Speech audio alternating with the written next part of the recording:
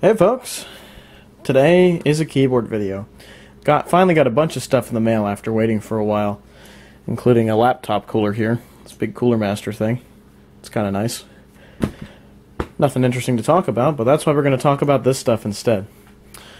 As I've explained in earlier videos at this setup, I wanted to get a Tenkeyless keyboard for here because, as you can see, that doesn't leave me with much space.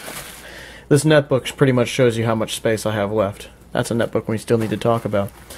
But that gives you an idea of how much space on this desk I have to put a computer to work on, or have a second keyboard for vintage machines or whatever.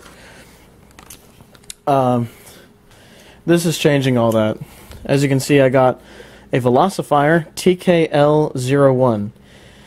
And I also got a glorious Tenkeyless wrist pad by the glorious PC Gaming Race. As you can see, the naming is a little bit different because they can't put Master Race, or it's a bit racist, I guess. I don't know. But I got a wrist rest to go along with the Tenkeyless keyboard. This is essentially the same thing as the Velocifire VM01 that I have in the other room on my main computer that I made a video of earlier this year. Except this is the Tenkeyless version. It's basically the same in every other way as far as I understand, right down to the switches they use. They're clones of Cherry MX Browns. I believe there's Zorro switches on this one. So, there's not a whole lot more to say about it until we actually use it and plug it in. So, let's plug her in, or, well, not plug her in, but unbox it and use it. So, I decided to get this one. I did already have a Tenkeyless keyboard that I could use, but it uses a micro USB port, and I didn't want the cable to break, because that tends to make me very nervous when I have to deal with that. I still like the other Tenkeyless keyboard, but I don't like feeling nervous about using it. I just find that a little bit unusual and weird, so I went with this guy instead, so, and gave me another key puller with it. So, pull it out here. Here it is. It looks very similar to the VM01 in the other room. I'll shoot a short clip of that just to give you a comparison. Here's the VM01 at my main computer setup, and here is the Tenkeyless version, the TKL01. As you can see, it's exactly the same keyboard, except that they have put it in a Tenkeyless format, which I really like. There's your Zorro Brown switches on this one, and the same thing on here. It's the same exact keyboard. The only real difference between the two is I think these keycaps are a little bit more translucent as far as where the lettering is. But that's fine.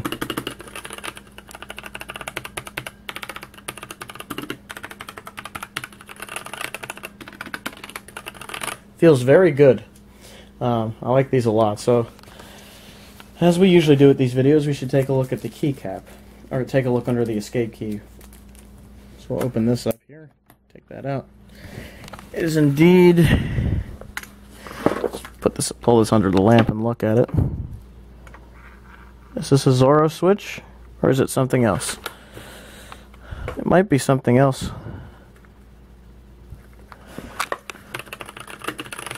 It's unusual because I've read on the reviews on Amazon that some of these are Zorro and that some of these are not. It's a bit of a mixed bag. They are double shot keycaps though, which is nice. So it's a Cherry Brown clone switch, whether it's Zorro or some other manufacturer. The point is, it's a clone Cherry Brown switch, and it seems like a lot of these clones, the way they work is a bit unusual. They're a smoother switch than some of the real Cherry MX Browns. I've felt some real Cherry MX Brown boards where the switches don't feel very smooth and feel a bit gritty, and these are always smooth. They're lubricated very well.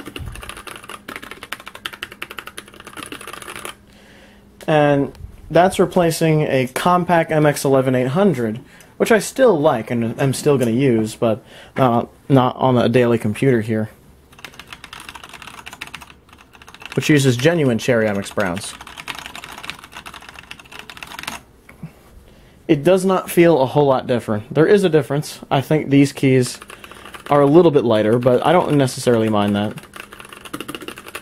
So, there is that. And the wrist rest that goes with it, I'll show you the wrist rest that goes with it here. This was a $25 wrist rest, which is crazy. It's very hard to find a good Tenkeyless wrist rest. And this one seemed to actually be made of something. It seemed to be made of some sort of fabric that does not fray in 10 minutes. So as you can see, it fits the keyboard pretty well, so I can just do that. That'll feel nice. So I think it's time to hook this thing up and give it a typing test. And the keyboard is plugged in, and I have LibreOffice pulled up on my computer here. And as you can see, it makes for much more space on this desk. I can kind of fit this keyboard on there now. Probably not the ideal size. Another Tenkeyless with the arrow keys would be ideal, but I can actually fit it on the desk now, which, you know, is pretty cool. But yeah, it basically just makes more space to put a few things on the side of the desk, and more space is what I was after here. It seems to have done that pretty well. This wrist rest is pretty good. It's very firm, so it probably needs to loosen up over time as I use it. The keyboard feels fine. The backlighting, as you can see on this, is a little bit different than the other one. Shows more in between the keys now, as you can see by this sort of movement. But that's fine. It has the same controls as the other one. I believe you use function to turn it on and off, which is nice. Get your same playback controls and calculator button amongst other things on top of the keyboard there. I don't know what that is. I think that changes the function of the lighting. Yeah, it does. Breathing, that sort of stuff.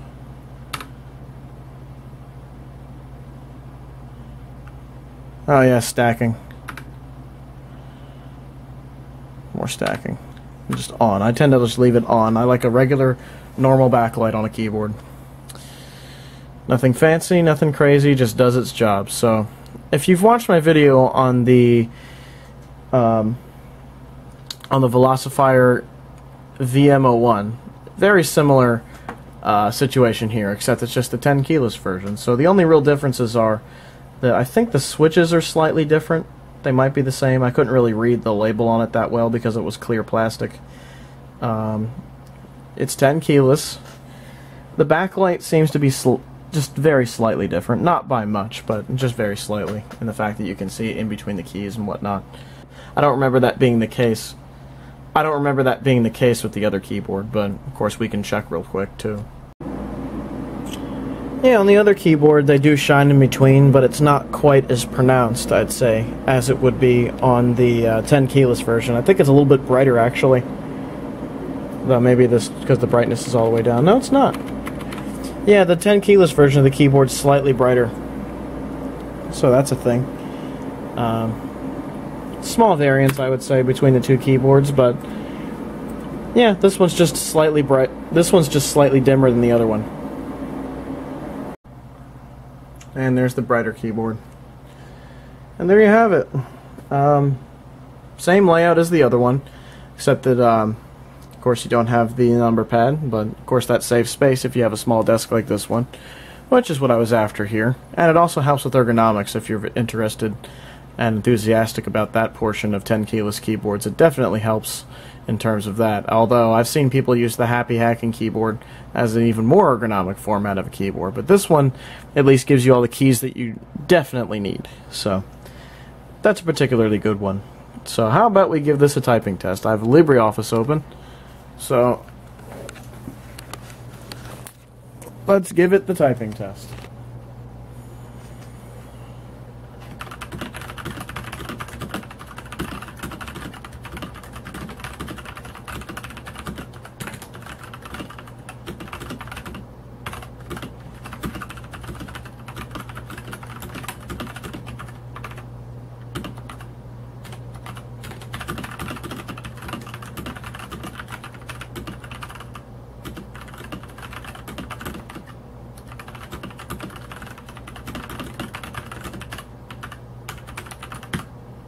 That feels great. I did make a few mistakes, but nothing that I wouldn't normally make when I'm trying to think something out. Yeah, works just fine. So what do I think about the model keyboard? Is this? I haven't memorized it yet. What do I think about the Velocifire TKL01?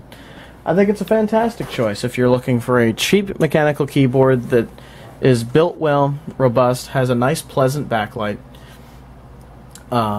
is Tenkeyless, and overall is really good for the money. I think that's what shines with these Velocifire keyboards. They are excellent for the money, and this one is no exception to that at all. I would definitely recommend it if you're a budget-conscious consumer and you like cherry brown switches, or MX brown clone switches in this case, but it doesn't even matter. These switches feel good. They don't feel bad. They do feel good despite being clones. So if you're into brown switches and need a keyboard that doesn't cost a lot of money and is Tenkeyless, this is your guy. This keyboard is fantastic. I give it a glowing review, 10 out of 10, because it feels just like my other keyboard, so I know exactly what to expect. Anyhow, I just thought I'd update you. That's what I've chosen to do with the Linux computer here in the bedroom, is use a Tenkeyless keyboard to keep things a little bit better spaced out on the desk. So, yeah, it definitely helps quite a bit. So, I thought this was a good purchase, along with this wrist pad here. It's nice to have a nice Tenkeyless setup for once that I'm satisfied with. It's hard to do that, and this keyboard definitely was the ticket for that. Does this keyboard have the feet on the bottom? Yes, it does. The Tenkeyless version does have the flip-out feet on the bottom of the keyboard. I don't think that the VM01 does. I'll have to double-check that, and if it is, I'll add it onto the video or just cut that part out. But I think this version is improved in the fact that you get feet on the bottom. I just went and double-checked on my VM01, and that does not have the flip-out feet, and this does. So I'd say one improvement of this keyboard over the full-size version is that you get the flip-out feet. That's actually very nice addition. I don't really use those because I like to use wrist rests, but hey, I mean, that's a good feature to have, especially if you like your keyboard elevated. Might be a motivation to get this one for your setup. So that was a quick look at the Velocifire TKL01. It has the main advantage of having flip-out feet on the bottom, as we just went over, and that's pretty much it, other than being a Tenkeyless model. I think it's a great setup for someone that's wanting some space on their desk, maybe has some concerns about ergonomics with the way they sit at their computer, or just plain wants a cherry brown a cherry MX brown type keyboard lying around. I mean, other than maybe the real brown switches, the clone ones are really good. So, you know, even then, I would recommend this keyboard, definitely. Velocifire makes some good ones. I haven't seen a keyboard they've screwed up yet. So, definitely an excellent keyboard to take a look at. Anyhow, I hope you enjoyed this video, and have a good one, everybody. Ciao.